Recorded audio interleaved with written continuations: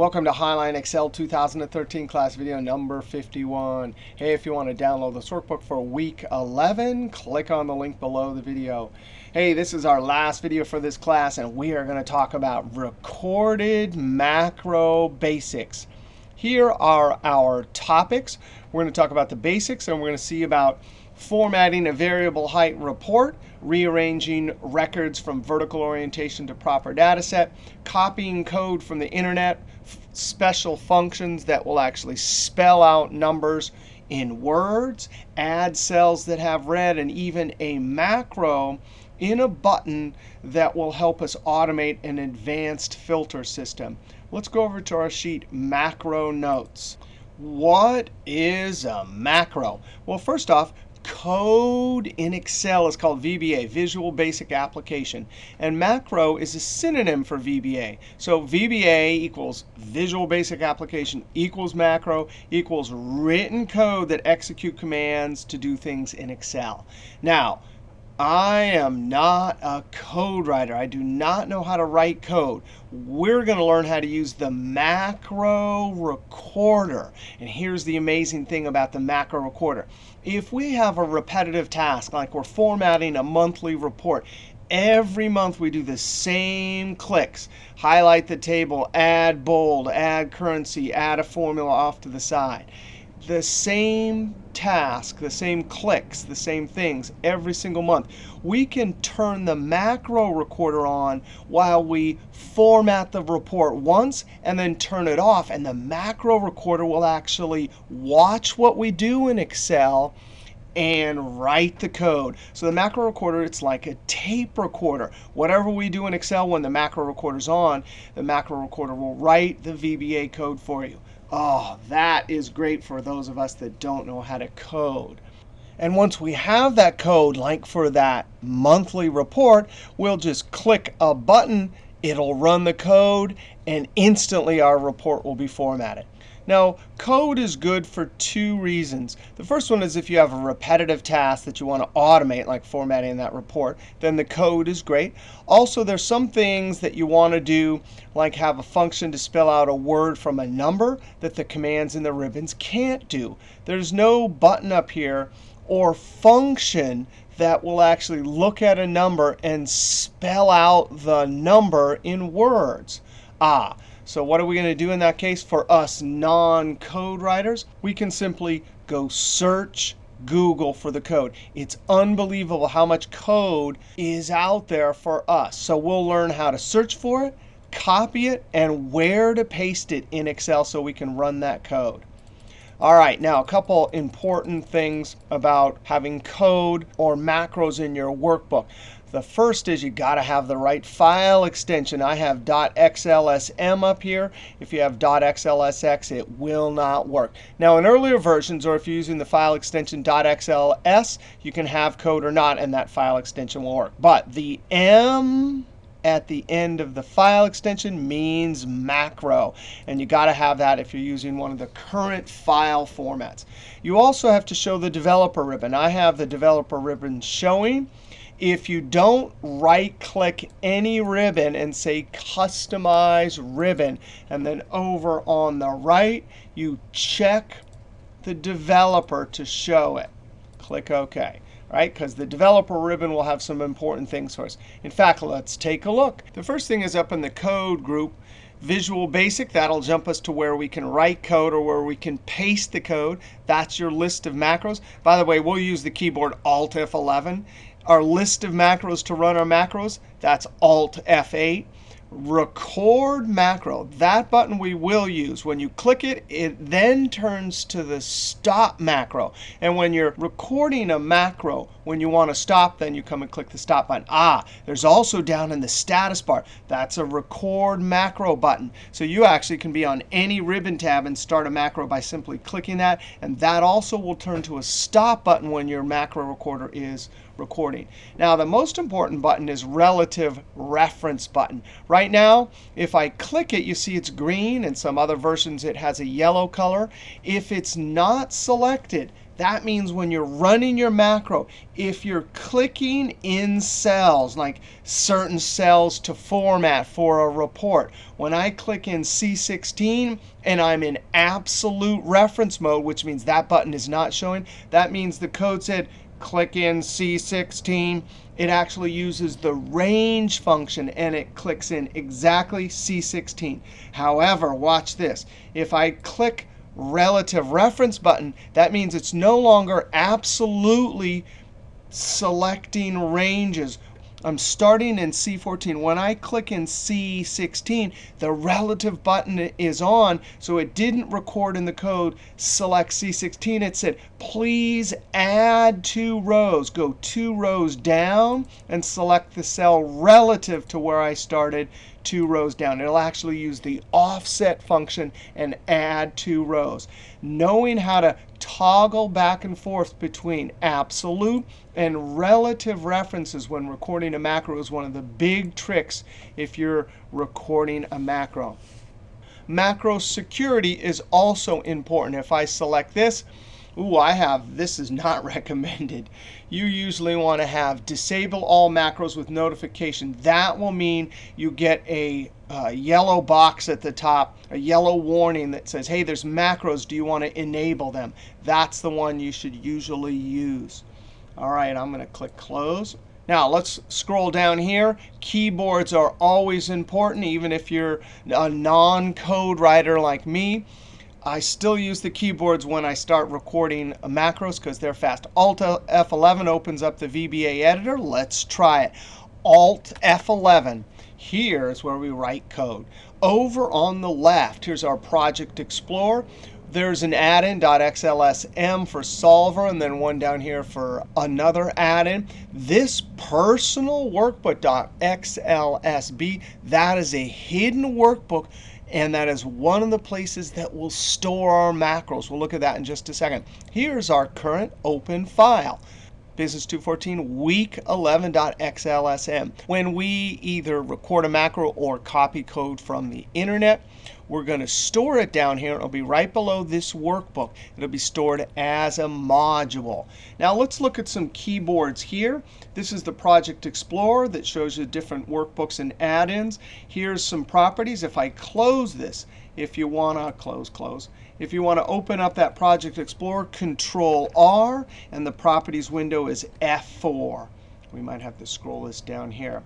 Now, when we go and copy code from the internet, we're going to need to insert a module. You can go to Insert Module, or you can use the keyboard Alt-I-M. And sure enough, oh, there's a module. That's where we're going to store our code. Now, I'm going to right-click Remove Module, because I don't want that here right now. It's going to ask me, do you want to export it? I'm going to say no. All right, so right now we have no modules. All right, so that was just a quick look. We'll come back when there's code here and look at our code using our VBA editor. I'm going to go ahead and close this. Now, there's 2 places where you can store your macro. In this workbook, that means if we store the code in Business 214 week 11, it's only available when we open this workbook. We can also save the code or copy the code from the internet and paste it into our personal workbook, which means we have access to it on this computer anytime we open Excel. Now, personal workbook is a hidden workbook. And if you're new to macros here, then this is a workbook that's always on any computer you log on to. It is the place that we store code when we want to use that code in any workbook we open on this computer. Hey, let's go look at the personal workbook on this computer. You got to go to View, and there's an Unhide button. Unhide, that's for workbooks. And sure enough, there it is, personal.xlsb. Let's double-click it and open it, or click OK. And there it is. Now, if we go to Developer, we can either go look at our list of macros using that button, or we can say Alt F8. Alt F8. Now, these are 2 macros that I created using the record macro, and I want to delete them. So I'm going to delete. It says, are you sure? Yes. Alt F8, go back up there and delete. Okay, so now there are no macros stored in this personal.xlsb file. Once you either paste code in here or edit your code, you want to hide it. So you go back up to View, and I'm going to click Hide. All right. So now if we click Unhide, we're back in our Business 214. There it is. All right, we'll come back to that later. All right, so that's kind of a review of the basics that you need to know before we can start recording macros. Now, let's go look at our first macro. I'm going to go over to the sheet M11.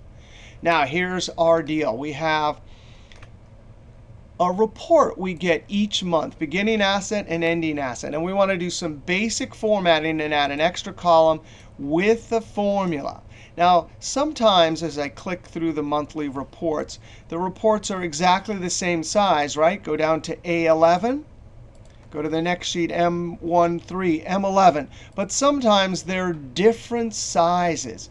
So we're going to actually, we can't just record an absolute macro. Because if we started on this sheet and did all of our formatting with that button not turned on, meaning it's not turned on so it's absolute, when I selected this range here, it would say, please select A1 to C11. If I later get a report that has a different size and ran the macro, it would do something like this. And it would add all this extra formatting that I didn't want. And it would add a function in an extra column that wouldn't work down here because there's nothing in these cells. So we have to be smart when we start to record our macro. Now, there's a couple amazing things about the macro recorder. In this class, we learned keyboards like Control down arrow. That jumps to the bottom of the current region. That's a keyboard that doesn't actually select C11. It actually jumps to the bottom of the current region. So if we were to look over here and we're recording our macro, when I Control down arrow, it jumps to the bottom of the current region. If I use that keyboard when I'm recording a macro, it doesn't say select C5. It says jump to the bottom of the current region.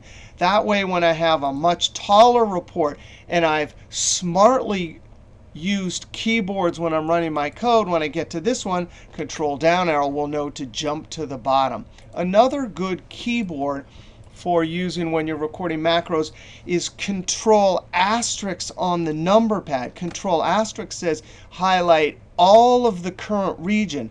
That way, if we use that keyboard when we're recording our code, when we get to a much larger report, Control asterisk will highlight the entire current region. There's one other thing we have to think about before we turn on the macro recorder. If I'm going to add an extra column, the report that we get dumped each month always comes in column A, B, and C. And we're always going to add column D. So when I'm recording my macro, notice that green button is not on, right? It's not on. So I can actually click in D1, type some label here, like percentage change or something like that, and then create a formula here. But I can't copy the formula down here because it would copy exactly through that range. So we're going to do some tricks. We're going to copy the formula, Control down arrow. But when we get to the bottom of Control down arrow, we can't just click in our mouse in D11 because that would select D11. What we're going to do is turn our relative references on. And so when we click one cell to the right, it won't matter where it is in the spreadsheet. It'll say offset, please add one column. All right? So those are some of the tricks we're going to use when we're recording our macro. All right, so we're about to click this record button. For this macro, since the very first action I'm going to take is select D1 to add a label, and I really always want it to select D1, it doesn't matter where our cursor is starting. All right, you ready? I'm going to try this. I can either click that or down in the status bar. I'm going to click the status bar. All right, now we have to give this macro a smart name. So I'm going to say Format Monthly Report for Assets. Now I can assign a keyboard here, or you can assign a keyboard later. I'm going to assign one here. You could use like Control F or something, but that's fine. So I'm going to hold not Control and Shift, but just Shift and then F. Notice now, because I hit Shift F, the keyboard would be Control Shift F. I am going to store this in my personal workbook. My personal macro workbook is the hidden workbook, which means this macro will be available anytime I work on this computer and anytime I have any workbook open. A description, I'm going to give it a small description. Something like format, variable height, report, and add formula for percentage change to the D column. All right, so I gave it a good name. I gave it a keyboard. I'm saving it in personal, and I gave it a slight description. As soon as I click OK, that button there will turn to stop. This button down here will turn to stop, and anything I do will be recorded, including mistakes. So this is our first macro, and for some of you, it will be your first macro. Here's the word. When I learned how to do recorded macros, I sometimes had to record my macro 10 times until I got it right. So don't worry about it. If you make mistakes, hit stop, go delete the macro, Alt F8 and delete it, and then start over. Click OK. All right, so now it says stop up there. There's a stop button down here. I'm going to click in D1. In the code, it just says, hey, the range is select D1. And I'm going to type something just brief. Percentage change, Control Enter, Control B. So it's selected D1 absolutely with the range function, added some text, added bold. Now I'm going to select absolutely D2. Notice that is not on, so everything I do is absolute. And I'm going to do a formula. Equals the end divided by the begin minus 1. And that'll give me the percentage change. Control Enter. Now that formula went into the cell D2 absolutely. But watch this. I'm going to Control C. And I'm going to use my left arrow. But in the code, it just said select range C2. Now I'm going to trick the macro recorder. Because if I were to take my cursor and click in C11, it would be absolute. Control down arrow. In the code, it got recorded. Go to the bottom of the current region. Now I'm going to go up and very carefully turn on relative cell references. Because if I didn't, I would select D11, and I don't want that. I always want to go down to the bottom of the current region and then offset add one column. Boom. Now, here I didn't select D11. Later, when we're in row 50, it will just go over and select D50. Because it's offset add one column. All right, now what are we going to do? We're going to do another keyboard shortcut. Control Shift up arrow. That went all the way to the top. And now because I have something copied, I'm going to Control V. And just like that, wow, that is amazing. Now I could add some formatting like percentage with 2 decimals showing. Now watch this. I'm going to go back over to Developer, and I'm going to turn this off. I'm going to use Control Home. That got me to A1. I want to do 2 last things. I want to highlight the whole table and then add borders. I'm using the keyboard Control asterisk. Control asterisk highlights the current table. It looked everywhere till there were blanks all the way around. That's what you want to use for VBA code. And now I'm going to go to like all borders, right? And I want to leave my cursor somewhere. And on the developer, I can see I'm absolute. I always want to have my cursor exactly in E1. So I select range E1. Now I can turn it off either here or down on my status bar. I'm going to use this one up here. That was amazing. Now let's go look at the code. Actually, this is exciting. Forget that. I'm going to go right over here, and I am going to try my code. Now, you could go click macros and see that it's there. You could also Alt F8 to see that it's there. We could also just run our code. It's like Christmas. I can't wait. I'm going to do Control Shift F. You got to be kidding me. Just like that. It did it. Let's immediately now go look at the code before we even go test it on variable heights. Alt F8 gives us our list. If we try to look at the code here, notice it says personal.xlsb. If I try to click edit, it's going to say sorry. It'll remind you. It actually is polite. Unhide the workbook first. So click OK, click Close, go to View. I'm going to unhide. This is what you need to do if there was a problem with the code or you needed to delete it. Personal, click OK. Now I can do Alt F8 to open up my list of macros. And now while I'm in my hidden workbook and it's open, I can click Edit and see my handiwork. Down here in this Personals, there's Module 3 was inserted. Let's go ahead and look. Notice the notes that I wrote are up here. There's the keyboard. It started by selecting Range D1. That's the absolute reference that it selected. Then it said selection.formula. It just put text in though. Oh, and there's the bold equals true. Then it selected D2. That's when we went one cell down, but it really said range D2. That's absolute. Selection.formula, and there's a formula. Now, if you were to study more about VBA and macros, the cell references are not A1, A2, etc. They're actually RC, and the R means this row, and the column means -1. That means it is a relative cell reference, always looking -1 column. Here, remember we took end minus beginning. So the beginning was column -2. Boop, boop, 2 columns to the left. So that is the type of cell references that they use in VBA. So it took those 2 cell references that have the division sign and then subtracted 1. We copied it. Then we selected absolutely range C2. And there is our keyboard control down arrow. There is our offset function instead of the range function. It said the add or subtract rows, add or subtract columns. Here it added 1 column. This is a bunch of junk that the macro recorder puts in, but that's the real part. Offset, add 1 column.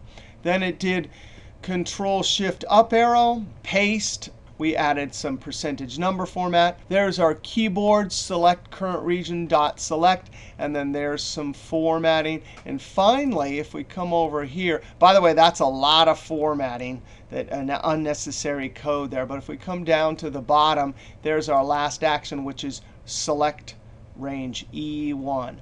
All right, I'm going to close this. Close the VBA editor. Now I'm going to hide this personal workbook. And now let's go try it. This is exciting. All right, Control-Shift-F. Oh, that is so cool. Look at that. It worked perfect. I'm going to come to this big one over here, Control-Shift-F. You got to be kidding me. That is totally amazing. All right, so that is a little bit about the keyboards that you should use when you have variable heights, and also how to use absolute and relative. Now let's go over and look at our next macro. And this next macro will help us solve a certain common situation. We have records, but they're listed vertically, and we really need them listed horizontally in a proper table. Now in this macro, we're going to store it in this workbook. We're never going to use this particular macro in a different workbook, so we're going to store it here. And it's going to be all relative. So I'm going to select the relative button right off the bat. Here's what we're going to do. And I'm going to do it once without the macro recorder on just to see how it works. I'm going to start the macro in the first cell. So since we have relative, it's important that you figure out where you want to start your macro. So I'm going to start there, Control-Shift down arrow, copy. And now because relative is on, when I click in cell A2, it's not really A2. It said, please go from the active cell, offset, subtract 1 row. And then I'm going to right-click, paste special, transpose. And you got to be kidding me. Look at that. It took the record and transposed it. Now I'm going to, because that's the active cell and this relative button is on, I'm going to offset, add 1 row, and then select and delete. And now I'm very carefully from that active cell going to offset again and go add 1 row and stop the macro. And then I can use that macro over and over with a keyboard to get all of these records into a proper data set. Now I'm going to Control-Z, Control-Z, escape. I'm actually going to start also by selecting the columns here. We could actually do that in the macro also, but I think that's easy enough to do right here. All right, so you ready? We're going to try this macro. I'm going to click the macro record button. It's very important that we start there and end there because we're using the relative reference button. So I'm going to call this Rearrange Records. I'm going to use Shift R, which is Control Shift R. I'm definitely not storing it in the personal. I'm going to say this workbook. Description, take records from vertical and put them into proper data sets, something like that. And now I'm going to click OK. You can see the stop button there. I'm going to do Control Shift down arrow, Control C. Notice the active cell is right there. I'm going to use my up arrow. When I did that, because relative is on, it didn't say select A2. It says please subtract one row and go up from the active cell. Somehow transpose, either paste special. I'm going to do right click transpose here, but I want to transpose those records.